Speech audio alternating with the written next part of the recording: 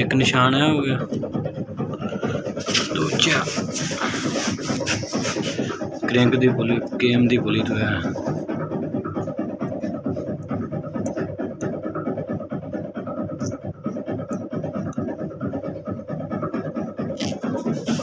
छाड़ दे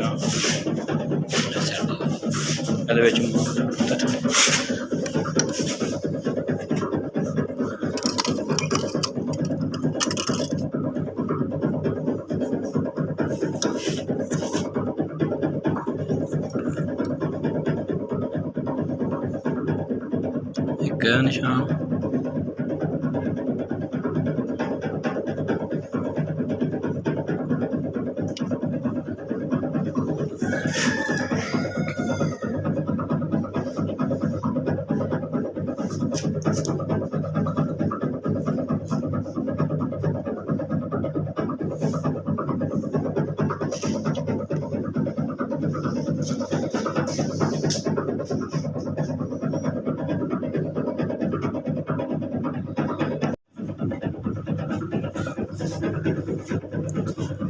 अंदर